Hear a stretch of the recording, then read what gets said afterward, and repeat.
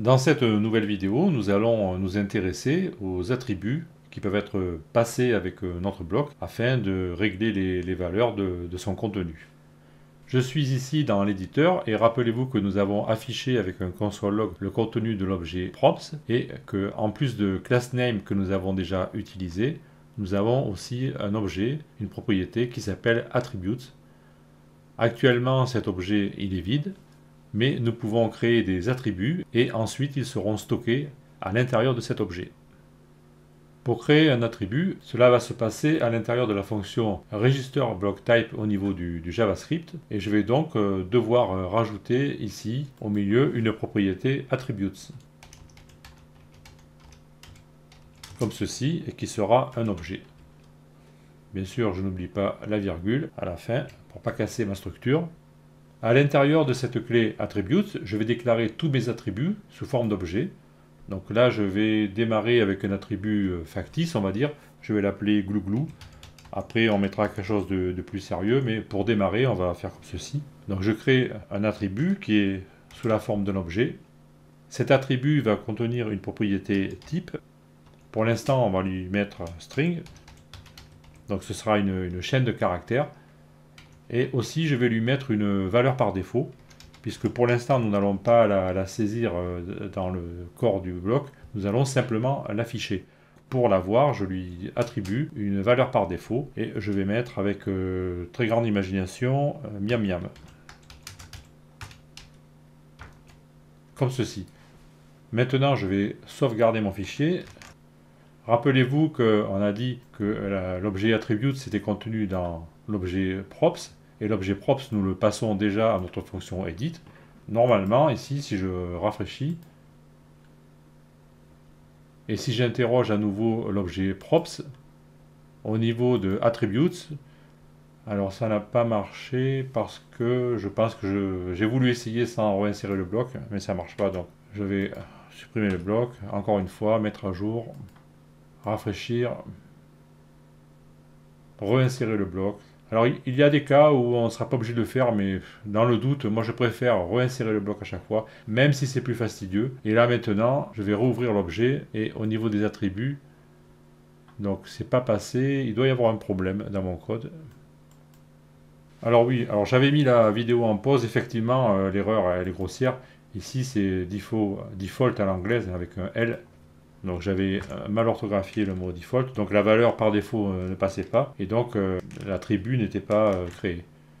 Quand vous avez ce genre de problème aussi, pensez à visiter le terminal pour voir s'il n'y a pas un message d'erreur, car si la compilation se passe mal, ici vous allez avoir des messages d'erreur. Là je vois qu'il n'y a pas de message d'erreur, donc tout va bien, mais pensez-y aussi quand vous êtes perdu, car souvent vous risquez de trouver la solution ici.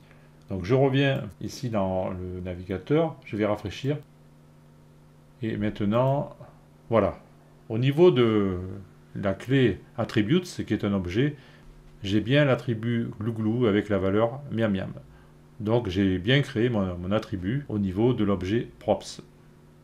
Je reviens dans le code JavaScript qui déclare notre bloc et je vais ajouter à la déstructuration existante la présence de notre attribut glouglou afin de pouvoir utiliser directement sa valeur dans notre code dans le même souci de simplicité. Pour faire ceci, il suffit de séparer nos valeurs déstructurées par une virgule. Donc je mets une virgule ici. Je passe sur une autre ligne, mais ce n'est pas une obligation. Et là maintenant, je vais déclarer attributes, deux points, et à l'intérieur deux accolades, je vais indiquer la valeur que je veux extraire. C'est comme ça que ça fonctionne. En fait, c'est une déstructuration imbriquée. Voilà, comme ceci. Maintenant, je peux appeler directement glouglou sans passer par props.attributes.glouglou. Et là, j'en profite pour corriger la faute, sinon ça ne va pas marcher. C'est un R qui manque. Je peux refaire le test ici en faisant console log de glouglou. J'enregistre. Je reviens sur l'article dans l'éditeur de bloc. Je rafraîchis. Alors là, alors je vais faire rester sur la page mettre à jour. Et je vais recharger. Et là, je vois bien qu'il affiche miam miam, soit la valeur de glouglou. Donc, grâce au destructuring, je peux simplifier l'affichage de mes noms de valeurs. Maintenant, on va se servir de ce nouvel attribut fraîchement créé pour le faire figurer dans notre bloc. On peut le faire simplement ici, en l'affichant entre deux accolades, comme ceci.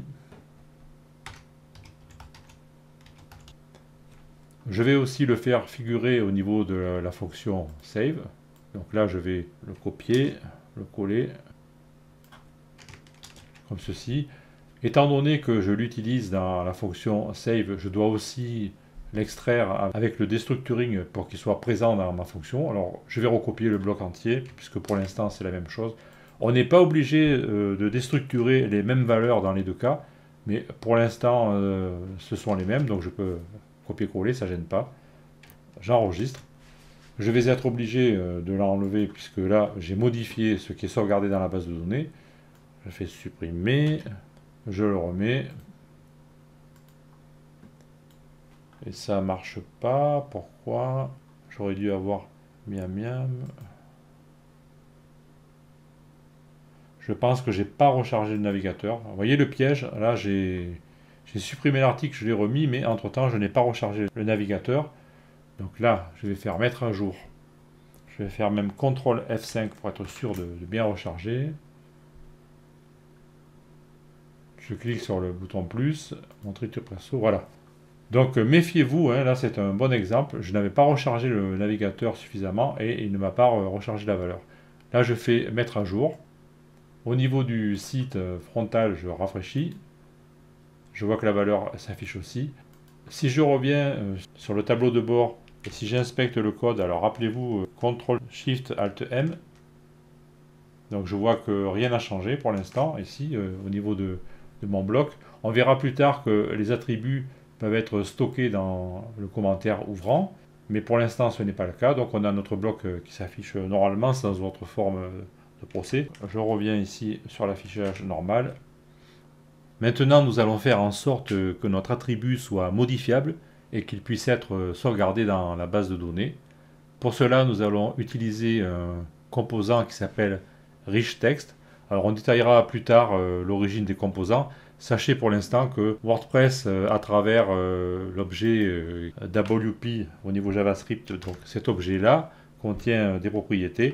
Et au niveau de la propriété Editor, c'est-à-dire si on tape ici WP Editor, et si on interroge cet objet, on va voir tout ce qu'il contient.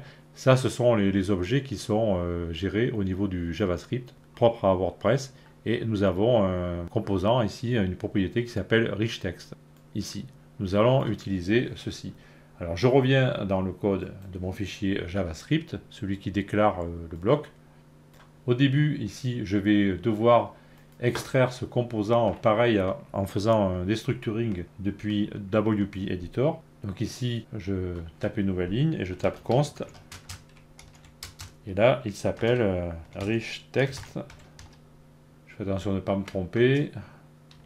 Égale wp.editor. Donc là, c'est le même principe.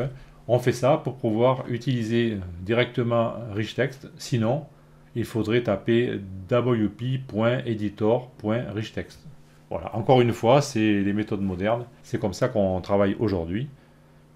On doit vérifier aussi que wp.editor est bien déclaré comme dépendance lorsque on charge notre script dans le fichier PHP. Ça, je l'ai fait, mais on va le vérifier ensemble. Je reviens dans le fichier blockstarter.php et ici, au début, quand je charge le script qui est dans build et qui s'appelle index.js, je vérifie que j'ai bien déclaré comme dépendance wp editor. Au niveau ici de la fonction, on le déclare avec un tiret, hein, il s'appelle wp-editor, mais au niveau de la fonction JavaScript, c'est bien wp.editor, car editor est une propriété de l'objet wp. Maintenant, je vais redescendre au niveau de la fonction edit, et lorsque j'affiche mon titre H1 ici, au lieu de la valeur de glouglou ici, je vais passer le composant richText. Donc à l'intérieur de ce H1, je vais insérer un composant richText comme ceci. Je vais descendre pour faire un peu de place. Ensuite, je vais rajouter des attributs à l'intérieur de mon composant. Donc le composant, en fait, c'est un composant React. Il agit un peu comme une balise HTML avec ses attributs, etc. À part que c'est un objet qui a été créé par le JavaScript de React. Au niveau des attributs, je vais y indiquer un attribut placeholder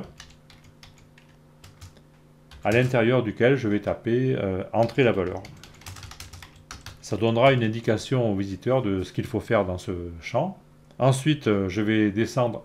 Les attributs ne sont pas séparés par des virgules. Il faut bien faire attention. C'est comme dans le HTML. Les attributs sont séparés par des espaces. En l'occurrence, ici, je peux faire des sauts de ligne. C'est pas grave. Maintenant, je vais y affecter une valeur, comme je le ferai avec un champ input, avec du HTML. Donc là, je tape value égale, et je reviens avec mon attribut qui s'appelle glouglou, puisque c'est de lui qu'on parle en ce moment. Et je vais aussi lui mettre un gestionnaire d'événements, à savoir que lorsqu'on va modifier ce qui est contenu dans ce composant richText, on veut qu'il se passe quelque chose. On va donc interroger l'événement onChange, c'est-à-dire que dès que le contenu sera changé, à ce moment-là, on va exécuter une fonction. On a le choix soit d'écrire la fonction à l'intérieur ici des deux accolades, ou alors de nommer la fonction et de l'écrire ailleurs pour simplifier le code. C'est ce qu'on va faire ici. Et la fonction, je vais l'appeler onChange glouglou. Voilà, comme ceci. Maintenant, il me reste à créer la fonction, bien sûr. Pour créer la fonction, je vais remonter ici en dehors du return, mais toujours dans la fonction edit, je vais créer ma fonction onChange glouglou. Donc ici, je vais commenter cette ligne là pour l'instant. Et là, je vais créer la fonction, donc const onChange. Là, il me la garde en mémoire, je vais profiter. Et je vais déclarer une fonction fléchée. Donc cette fonction, elle va recevoir la valeur qu'on est en train de taper à chaque fois qu'il y a un changement. Donc si je tape du texte, à chaque fois que je taperai un caractère, une valeur va être envoyée à cette fonction. On va l'appeler myNewValue. On peut l'appeler comme on veut, hein, mais il faut lui donner un nom. Donc je l'appelle myNewValue, ça pourrait être Toto, tout ce que vous voulez. Et on crée une fonction fléchée à partir de cette valeur qui est envoyée. Comme ceci. Rappelez-vous que la fonction fléchée, on n'est pas obligé de mettre ici les parenthèses s'il y a un seul argument. Et à l'intérieur de la fonction fléchée, je vais faire intervenir une fonction qui s'appelle setAttributes. Ici, on peut revenir, je pense qu'on a encore l'objet props. Alors, on n'a plus l'objet props. Alors, il faudra que je vous le raffiche, car cette fonction que je vais utiliser, qui s'appelle setAttributes, elle est contenue dans l'objet props. Ben, pour l'instant, je vous demande de me faire confiance. Donc, je tape setAttributes. Et ça, au niveau de React, ça équivaut à changer l'état. Puisque au niveau de React, on marche avec des choses qui s'appellent le state. Et la fonction setAttributes va réaliser ce rôle. Donc, j'exécute cette fonction. Et comme argument, je lui passe un objet. Et je lui dis que dans cet objet, je veux que glouglou soit égal à myNewValue. Voilà, comme ceci. Cette fonction, setAttributes, je vous ai dit donc qu'elle était inclue dans l'objet props. Donc il faudrait l'appeler comme ceci, props.setAttributes. Mais rappelez-vous que nous pouvons aussi utiliser le destructuring. C'est ce que nous allons faire. Donc j'enlève ceci. Et là, je vais simplement rajouter, alors au même niveau que className et attributes, ici je change de ligne, et je vais rajouter setAttributes. Et je n'oublie pas la virgule. Donc la fonction va être extraite, elle va être déstructurée, et je peux l'utiliser directement. Au niveau de la fonction save, pour l'instant, je ne vais rien changer, je vais voir. Maintenant, mon code devrait être bon. Je vais revenir ici avec le console log et je vais remettre props pour vous prouver que cette propriété était bien dans l'objet. Et ce que nous allons faire aussi, nous allons effectuer un console log de glouglou. Donc ici, je tape aussi console log de glouglou. Alors je récapitule. Je vais utiliser un composant qui s'appelle RichText ici. Ce composant, je viens de l'extraire de WP Editor. À ce composant, je lui donne comme valeur, c'est-à-dire le contenu du composant RichText va être la valeur de l'attribut glouglou. Et dès que nous changerons cette valeur, puisque le champ RichText est un champ éditable, à ce moment-là, nous ferons intervenir une fonction ici qui va charger la valeur de ce que nous tapons à l'intérieur de la variable glouglou. Je sauvegarde, je reviens sur le tableau de bord, je supprime le bloc, je mets à jour, je rafraîchis, je réinsère le bloc, sauvegarde. Ici, je vais revenir pour vous afficher l'objet props. Et vous voyez bien que la fonction setAttributes fait bien partie de l'objet props, hein, je ne vous ai pas menti, elle est bien dedans.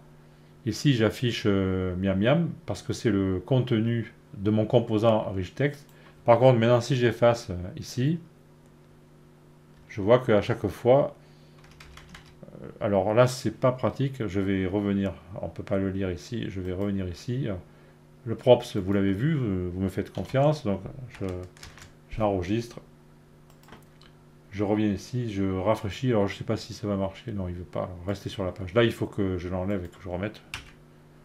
Ça peut vite devenir pénible, mais on n'a pas le choix.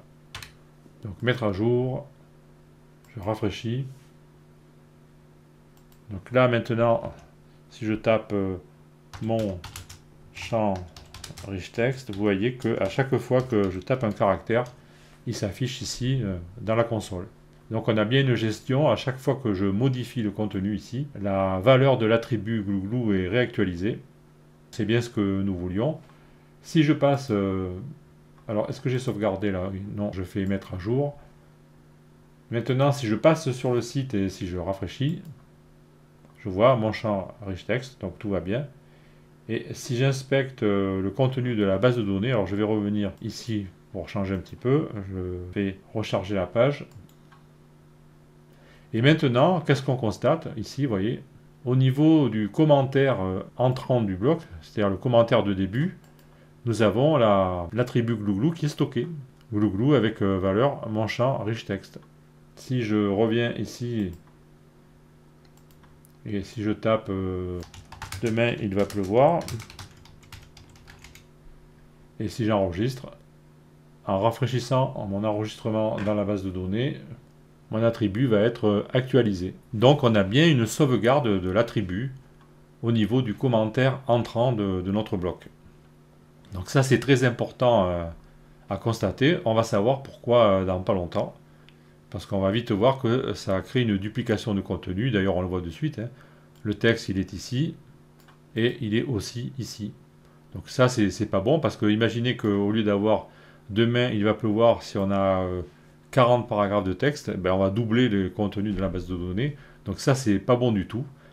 Il va falloir qu'on modifie notre attribut afin de le rendre plus précis et de ne pas avoir besoin de le stocker ici et de se servir uniquement des contenus de nos éléments HTML. C'est ce qu'on va voir en suivant et ça, je pense qu'on va le faire dans une prochaine vidéo. A tout de suite.